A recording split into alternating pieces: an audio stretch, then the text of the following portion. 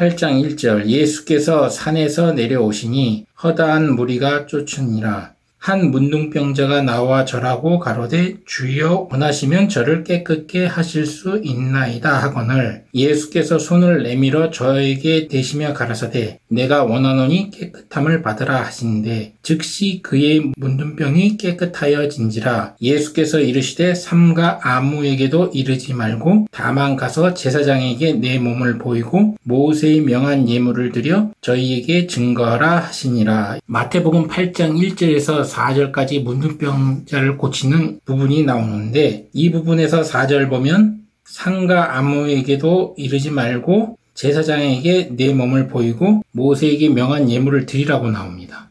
레위기 14장을 보면 이 문둥병자는 5대 제사 중에서 4가지 제사를 드려야 된다고 나오더라고요. 보니까 찾아보면 이렇게 나와요. 속죄죄, 속건죄, 번죄, 소제, 절차에 따라서 이 4가지 제사를 드려야 됩니다.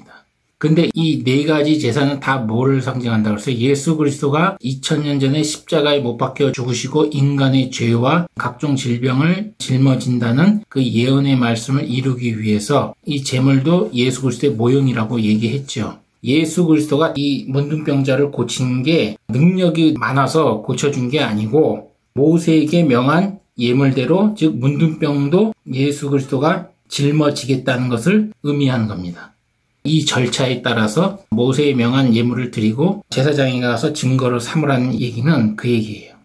8장 5절부터 백부장 하인 얘기가 나옵니다. 백부장의 하인이 중풍병에 걸렸는데 그 중풍병을 치유하는 거죠. 이 백부장은 유대인이 아니에요. 로마인이에요. 이방인이거든요. 읽어보겠습니다. 예수께서 가버나움에 들어가시니 한 백부장이 나와 간구하여 간절히 구한다는 뜻이죠. 가로되 주여 내 하인이 중풍병으로 집에 누워 몹시 괴로워하나이다. 가라사대 내가 가서 고쳐주리라. 백부장이 대답하여 가로되 주여 내 집에 들어오심을 나는 감당치 못하겠사오니 다만 말씀으로만 하옵소서. 그러면 내 하인이 낫게 쌉나이다. 나도 남의 수하에 있는 사람이요 내 아래에도 군사가 있으니 이더러 가라 하면 가고 저더러 오라 하면 오고 내 정도로 이것을 하라 하면 하나이다. 예수께서 들으시고 기이 여기어 쫓는 자들에게 이르시되 내가 진실로 너희에게 이르노니 이스라엘 중 아무에게도 이만한 믿음을 만나보지 못하였노라. 또 너희에게 이르노니 동서로부터 많은 사람이 이르러 아브라함과 이삭과 야곱과 함께 천국에 앉으려니와 나라의 본 자손은 바깥 어두운데 쫓겨나 거기서 울며 이를 갈미 있으리라. 예수께서 백부장에게 이르시되 가라 내 믿음대로 될지어다 하시니 그 시로 하인이 나으니라. 백부장이 하인이 중풍병에 걸렸는데 예수께서 직접 가서 고쳐준다고 하니까 백부장이 자기 집에 오는 것을 감당치 못하겠다고 하면서 말로만 명령을 내리라는 겁니다. 그러면 병이 낫겠다고. 이렇게 얘기하니까 예수가 이스라엘 중에서 아무도 이만한 믿음을 만나보지 못했다 하면서 말로 고쳐주죠. 그러면서 한 가지 붙여요. 나라의 본 자손, 이건 이스라엘 백성이죠. 이방인들도 이렇게 믿는데 이스라엘 백성들은 예수를 하나님의 아들로 믿지를 않죠. 그러니까 나라의 본 자손들은 바깥 어두운 데서 쫓겨나 거기서 울며 이를 갈미 있으리라고 예언을 합니다. 무서운 얘기죠. 하나님의 백성으로서 살아온 선민의식을 가진 그 이스라엘 백성들은 하나님 아들인 예수 그리스도를 믿지 않아서 바깥에서 울며 이를 갈고 쫓겨난다는 얘기를 하는 거죠. 마태복음 8장 14절 17절 베드로 장모의 열병에 대한 얘기가 나옵니다. 예수께서 베드로의 집에 들어가사 그의 장모가 열병으로 앓아누운 것을 보시고 그의 손을 만지시니 열병이 떠나가고 여인이 일어나서 예수께 수종들더라. 저물매 사람들이 귀신 들린 자를 많이 데리고 예수께 오오늘 예수께서 말씀으로 귀신을 쫓아내시고 병든 자를 고치시니 이는 선지자 이사야로 하신 말씀에 우리 연약한 것을 친히 담당하시고 병을 짊어지셨도다 함을 이루려 하심이니라. 예수가 이 땅에 오셔서 병을 고친 목적, 병을 고친 이유가 이사야서에 나온다는 얘기죠. 이사야 선지자 읽어볼게요. 53장 4절에 나옵니다. 그는 실로 우리의 질고를 지고 우리의 슬픔을 당하였거늘 우리는 생각하기를 그의 징벌을 받아서 하나님께 맞으며 고난을 당한다 하였노라. 그는 실로 우리의 질고를 진다. 질고라는 말이 나오죠. 이 질고는 질병의 고통을 짊어진다는 얘기입니다. 예수가 이 땅에 오셔서 이 본등병자, 중풍병자, 그 다음에 각종 귀신 들린 자, 베드로의 장모, 열병 이런 것들을 말 한마디로 고치셨는데 그 고치신 질병을 자기가 짊어진다는 뜻이에요. 성경에 이런 역사를 모르면 하나님에게 나에게도 능력을 주세요. 그 능력만 바라보고 그 사람의 어떤 탐욕의 욕심이 작용해서 내가 능력을 가진 사람이 되리라고 기도를 열심히 하는 사람들이 있는데 그것을 알아야 돼요. 능력을 가진 만큼 질고도 짊어져야 된다. 예수 그리스도처럼. 그러나 지금 시대에는 예수처럼 능력을 가진 사람이 나타날 수 없다라고 얘기를 했습니다. 왜냐하면 예수는 이사야 선지자의 미리 예언한 것처럼 능력 하나, 병을 고치는 하나하나도 구약의 선지자의 예언대로 하신 거죠. 예언대로 하신 거예요. 임의대로 선지자의 예언하지 않은 그런 행동을 하신 게 없습니다. 지금 만약에 어떤 능력이 있는 목자가 나와서 고친다 그러면 어떤 식으로든 성경에 예언이 나와 있어야 돼요. 예언이 나와 있지 않으면 그렇게 할 수가 없어요. 실제로 예수 그리스도처럼 문둥병자를 만져서 바로 깨끗하게 해서 병을 고치고 말 하나로 중풍병을 고치고 이런 거를 지금 목사들이 하는 사람 본 적 있어요? 없잖아요. 재림 때에도 어떤 증인들에게 특별히 주어지고 사도행전을 읽어보면 알겠지만 예수의 제자들에게도 능력을 허락해서 행하였지만 이 모든 능력은 하나님이 어떤 특수한 조건에서 능력을 주셔야만 할 수 있는 일들이에요. 그러니까 아프면 어떻게 돼요? 병원을 가야 됩니다. 병원을 가서 고치고 능력도 없는데 그것을 움켜쥐고 있다가 병을 더 키웁니다. 그런 부분에 대해서 깊이 생각을 해보셔야 돼요. 예수 그리스도가 바로 이게 8장 17절에 나온 것처럼 선지자 이사야 하신 말씀대로 연약한 것을 친히 담당하시고 질고 병을 짊어지기 위해서 질고란 말은 병의 고통까지 짊어진다는 거예요. 그것까지 짊어지면서 예수 그리스도가 고치신 거예요. 능력이 있어서 그냥 막 고치고 그 병이 쫓겨지고 그런 것이 아니고 그 질병을 예수 그리스도가 다 짊어지신 겁니다. 이 부분에 대해서 많은 그리스도인들이 깊이 한번 생각을 해봐야 돼요.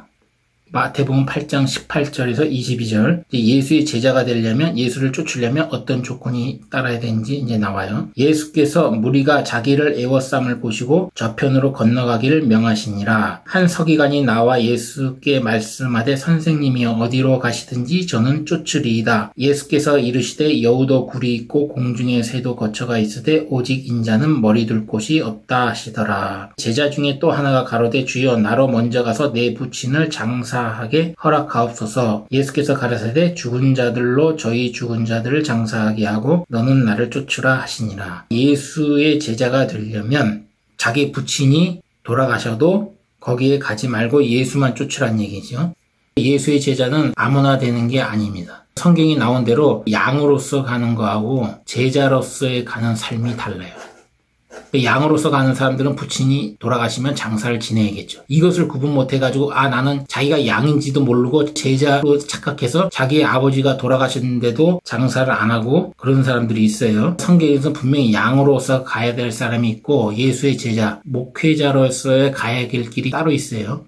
8장 23절 배에 오르심에 제자들이 쫓았더니 바다에 큰 놀이 일어나 물결이 배에 덮이게 되었을 때 예수는 주무시는지라. 그 제자들이 나와 깨우며 가로되 주여 구원하소서 우리가 죽겠나이다. 예수께서 이르시되 어찌하여 무서워하느냐 믿음이 적은 자들아 하시고 곧 일어나 바람과 바다를 꾸짖으신데 아주 잔잔하게 되거늘 그 사람이 기이 여겨 가로되 이 어떠한 사람이기에 바람과 바다도 순종하는고 하더라. 예수가 바다에 배를 띄우고 예수는 주무시는데 바다에 큰 물결이 일어나서 배가 뒤집히게 되는 상황까지 왔어요. 그러자 제자들이 예수를 깨우니까 예수가 일어나서 바다와 바람을 꾸짖으니까 바로 잠잠해지는 그런 권능을 행합니다. 하나님의 아들이 가진 이 능력을 제자들만 있을 때에 보여줘요. 28절에서 34절 귀신을 내쫓는 부분이 나오죠. 28절 또 예수께서 건너편 가다라 지방에 가심에 귀신 들린 자 둘이 무덤 사이에서 나와 예수를 만나니 저희는 심히 사나와 아무도 그 길로 지나갈 수 없을 만하더라. 이에 저희가 소리질러 가로되 하나님의 아들이여 우리와 당신과 무슨 상관이 있나이까? 때가 이르기 전에 우리를 괴롭게 하려고 여기 오셨나이까? 하더니 마침 멀리서 많은 돼지떼가 먹고 있는지라. 귀신들이 예수께 간구하여 가로되 만일 우리를 쫓아내실진데 돼지떼에 들여보내소서 한데 저희더러 가라 하시니 귀신들이 나와서 돼지에게로 들어가는지라 온 때가 비탈로 내리달아 바다에 들어가서 물에서 몰사하거늘 쉬던 자들이 달아나 시내에 들어가 이 모든 일과 귀신 들린 자의 일을 고하니 온 시내가 예수를 만나려고 나가서 보고 그 지방에서 떠나시기를 간구하더라. 성경에는 귀신의 존재를 인정해요. 귀신이 있냐 없냐, 예수 그리스도를 믿는 자들은 귀신이 있다고 봐야 되겠죠. 무덤에서 사는 귀신 들린 자 둘이 있는데 예수를 만나니까 바로 예수를 뭐라고 그래요? 하나님의 아들이라고 바로 알아봅니다. 귀신도 알아봐요. 그 당시의 사람들은 몰라보고 하나님의 아들인 것을 알아보고 자기들 보고 돼지떼에 들어가게 허락해달라는 겁니다. 귀신들도 어떤 제한적인 선택권이 있다는 것을 알 수가 있어요. 돼지떼에 들어가기를 원하니까 예수께서 가라 한마디 하니 귀신들이 돼지떼에 들어가서 돼지떼를 몰살시키죠. 그리고 그 지방에 있는 사람들이 이 돼지떼 몰살된 일을 가지고 누가 했는지 알아보기 위해서 예수를 만나러 와서 보고 이 돼지떼처럼 자기 재산들이 크게 손해를 보니까 떠나가기를 간구해요. 이 돼지떼를 키우는 걸 보니까 유대인들은 돼지에 대해서 부정하게 보기 때문에 먹지를 않아요. 그래서 이 돼지떼를 기르는 것은 장사하기 위한 것인데 유대인이 아니라 로마인들에게 이 돼지를 팔기 위해서 기르던 유대인이거나 아니면 이방인일 가능성이 있어요. 그런데 귀신들이 이 돼지떼에 들어가서 몰살이 당하니까 자기 재산이 크게 손해보고 계속 예수가 자기 지방, 이 가다라 지방에 있으면 여러 가지 재산들이 박살나겠구나, 잃어버리겠구나 이렇게 두려워한 나머지 하나님의 아들인지 모르던 그 지방 사람들은 예수가 떠나가시기를 원한다는 거예요. 당장 자기 재산에 큰 손해가 오면 이렇게 돼요. 사람의 본성이라는 게 이렇습니다. 예수 그리스도가 병자들을 치유하는 그런 능력이 있으시다. 그런데 그런 능력은 임의대로 한 게 아니라 이사야 선지자가 말한 것처럼 그 질병의 고통을 예수 그리스도가 고쳐주면서 친히 짊어지신다. 그것을 짊어지시고 십자가에 못 박히심으로 모든 것을 다 이루겠다는 것을 예수의 제자 중 하나인 마태는 말하고 싶은 거예요. 그리고 권능으로서 바다와 바람도 잔잔하게 하시는 예수 그리스도를 보여주고 싶은 거고, 귀신도 예수 그리스도를 하나님의 아들로 인정하고 바로 내쫓긴다는 것을 마태는 이 8장을 통해서 전체적으로 보여주는 겁니다. 8장을 보면서 우리가 깨달아야 할 거는 몇 가지가 있어요. 몇 가지가 있는데, 만약에 자신이 능력이 있다, 병을 고치는 능력이 있다, 이런 사람들은 병을 고치면 고칠수록 자기가 질병을 짊어져야 된다는 걸 알 수가 있어요. 예수 그리스도처럼 이 병 고치는 이 능력은 쉽게 짊어질 수 있는 부분이 아니다. 한 개인이 짊어질 수 있는 부분이 아니다. 하나님의 구속사 섭리 가운데 예수 그리스도가 인간의 죄를 짊어지고 구원하시기 위해서 이사야 선지자에 예언된 것처럼 죄만 짊어지신 게 아니라 우리 인간의 병, 질병을 짊어지시고 질병의 고통을, 질고를 함께 짊어지셨다. 그러기 위해서 수많은 병자들을 다 고쳐주신 거다. 양으로서 가는 삶이 있고 예수의 제자로서 가는 삶이 두 가지가 있다. 이것을 구분할 줄 알아야 되고, 예수 그리스도가 귀신을 쫓아낸다고 해서 그 귀신들이 돼지떼에 들어가서 그 지방에 재산이 크게 손해를 보니까 결국 예수가 떠나가시기를 원한다. 예수 믿는 사람들 가운데서 자기의 어떤 금전적인 손해, 물질적인 손해가 계속 오게 될 경우에라도 예수를 믿을 수 있겠는가? 이러한 물음을 마태는 8장에서 우리에게 물어보고 있는 것입니다. 나는 어떠한 삶을 살아가야 하는지. 이상입니다.